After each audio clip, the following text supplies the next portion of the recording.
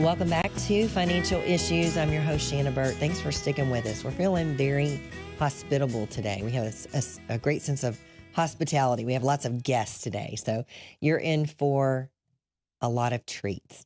So first up, we have Scott Shepard. He is the General Counsel at the National Center for Public Policy Research. He also serves as the Director for the National Center's Free Enterprise Project. We like free enterprise here at Financial Issues.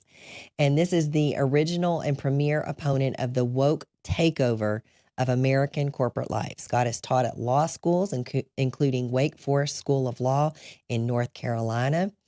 He is the author of legal textbook, Wills, Trusts, and Estates in Context.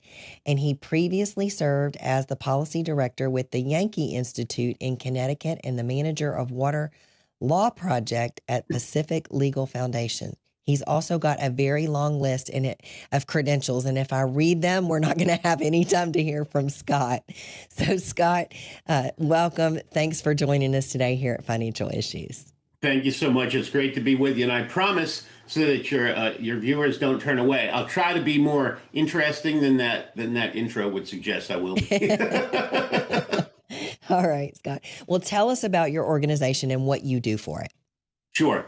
What we do at the Free Enterprise Project, which is part of the National Center, too many words, is that we fight woke capitalism, right? Woke capitalism has arisen because it's one of the final stages in the left's, stolen from Mao, this phrase, long march through the institutions. They've taken higher ed, public ed, the news industry, Hollywood, up and down the civil service, all up and down the line. And what was left was corporations and the military. And so what we've all seen to our astonishment and fury in the last decade or so is their attempt to march through those last institutions so that they can finally get to their sunlit uplands of social and economic control. And we fight that with shareholder proposals. We fight it as activist shareholders. We get in their faces. We point out when they're acting illegally and in violation of their fiduciary duties in anticipation of knocking this all down. Very interesting. Let's talk about the work that you do in the realm of proxy voting with stock ownership, because we have a program where our partners build their own portfolios, and they build them of a lot of individual companies. And, you know, when you own companies, you get those proxy votes, and we get asked from time to time how they should vote on different issues. We're a smaller organization. We don't really have the time to go into and look at all of those proxy issues. And unfortunately, sometimes we feel like it doesn't really matter because a lot of the shares are owned by, the big clearinghouses, State Street, Vanguard and BlackRock, great evil. Yeah. Yeah. So could you speak to that? Yeah, absolutely. So there are two models for how to respond to wokeism in corporations. One is the boycott, divest model, the screening model. We go the other way. We go the engagement route because we think that the way to let these C-suite executives know that they're violating the law, get it on the record, get it in a place where lawsuits can start, contradict their lies and BS, is to be in their faces. And so not only do we submit shareholder proposals, for years we were we still are the primary proponent of proposals from a non-left ESG point of view, but we also have an app called the Proxy Navigator app. If your viewers own direct stocks in companies, they can go into that app, very quickly automate their voting to be in line with all of ours, some of ours, or a la carte. And our positions are very simple.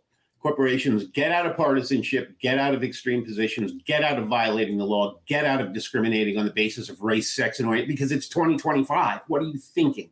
And get back to neutrality and to running their businesses for the objective benefit of a neutral shareholder, not for these clowns that we've just mentioned, at the malefactors of great wealth, the money trust of the 21st century, who are using other people's assets to push their left-wing policy preferences. And so check out the Proxy Navigator app. I'll give myself a little plug, us a little plug. And if you choose the engagement model, we hope you'll check that out. Yeah, we did. I did look at it briefly, and there's a lot of companies that you have information on. There were some of them even that are on our broad list that a lot of our partners may own. So that's our real common ground there, and I think that's how the corporations ended up in the place that they were right now, as they've been bombarded, like just with the way that you've described, by the left to include their agendas. And our stand, we're not looking for Christian companies. I don't know that really any exist, right? Or any publicly traded ones. We're just looking for companies that stay neutral. You said, that focus on neutrality. We just want you to do what you do, to operate in excellence, make a good product, make a good service, and stay out of the culture war. Return value to shareholders, and then let shareholders decide where to deploy that money if they even want to engage in the culture war. That's exactly right. We would oppose. It's never come up since we've been running, because all of this has been the left imposing its values. But we would oppose a corporation if it took hard right stances as well, because that's just not what corporations do. Any partisanization of corporations is a nail in the coffin of capitalism, and capitalism and free markets are what have created the greatest economy and the greatest lifting of people out of misery, out of poverty, out of want in the history of mankind. And you listen to the leftists, and they say that's the people they're going to help. No, that's never the people they're going to help. What they're doing is accumulating power for themselves. That's right. Very well said. So, we've seen a little bit of success. We've seen pushback by shareholders. We've seen pushback by customers of companies like Lowe's and Tractor Supply. Even Microsoft has, caved on their DEI just a little bit. So we've seen a recent abandoning of some DEI policies and backing off of that LGBTQ agenda by some really high-profile companies. So is this all just changing the wording of what they're doing, or is it the pressure of what they're experiencing by the Christians and the conservatives really beginning to take root? Well, the answer to that is yes. It's a little from column A and a little from column B right now. Just last night, today, Boeing, a once spectacular private industry example, that has descended into absolute systemic collapse because it's embraced surface characteristics over merit. It's embraced, the shibboleths of the climate hysterics rather than good business practices. Because it's gone the ESG route, it's collapsed. And now it's abandoned its DEI program, but it's pushed the folks who were in DEI over into broader human resources. And they're talking about merit, and there's a new CEO who's got to fix things.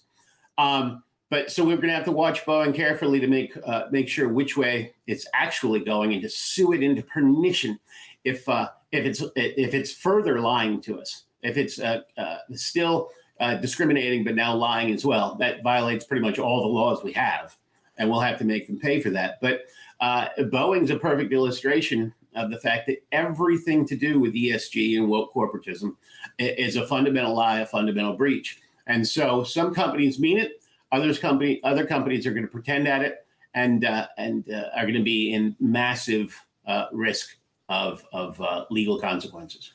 Yeah. I often say that when your context is wrong, your conclusion will be wrong. So the lens that they're looking at, if they believe that DEI is truth and the way to do things, it's not truth. It's not the way that we believe that God would do it. And when you follow those kind of pretext, you'll end up with the natural consequence for them, which you just perfectly described with Boeing. Well, here's another fun topic. In a recent panel discussion, you said that the once Soviet Union was the locus of evil in the world, but in the modern Western world, it is Davos and the World Economic Forum. What do you mean by this? Well, I was stealing from one of my heroes. No, with that, Mr. Reagan went before a convention of evangelical preachers in 1983 and said, honestly, and it gave the flutters to all of the deep staters, even then in the State Department, that the Soviet Union was the locus of evil in the modern world. He was absolutely right. It was, and he and Mrs. T and the Pope and others knocked down that edifice of evil by 1989, and the wall fell. And things changed, and we thought we were past history, as I think Francis Fukuyama put it. We aren't, because there's always evil in the world. We know that, and that evil now for the Western world resides at Davos, where the wealthy who push ESG on us, push climate restrictions, carbon restrictions on us, go from their mansions in their limos to their private jets to fly to the top of the world in the middle of the winter, to stay at luxury hotels, to tell us to cut our carbon footprints further and to establish themselves as a global new caste of nobility and establish a new feudalism. And that's what ESG is about. And that is social and economic control for us and liberty for them. And it is the locus of evil in the Western world, because they're trying to do quietly what past tyrannies attempted to do in the 20th century. Yeah, that's good. There's this talk of the Great Reset and all of these things. And our founder did a really great conference call on that with our partners several years ago. And, my summary of that basically is just that, the Bible tells us what's going to happen at the end of the world, right? And now we have these elites kind of saying some similar things, one world government, total power, concentrated, you'll own nothing and be happy about it. And it really lines up with what the scripture says is going to happen. But I don't think it's because they want what the Bible says. I think it's because they have their own agenda about it. But, we as Christians can rest secure in knowing that God is in control. Well, we have about just a minute left. So can you tell our listeners where they can learn more about you and your organization and what you do? All right. Well, the Proxy Navigator app I mentioned is on the two big app stores. We're at freeenterpriseproject.org. The larger National Center for Public Policy Research is nationalcenter.org. Every time I can get a moment, I write a piece at Real Clear Markets. If you start there and would like to partner with us in any way, just get in touch, and we'll help you help us. Sounds great. Well, Scott, there's so much. There's so much more than I'd like to pick your brain on, but we're out of time in this segment. So thanks for joining us today. We really appreciate the work that you're doing there. 100%, my pleasure. Thank you.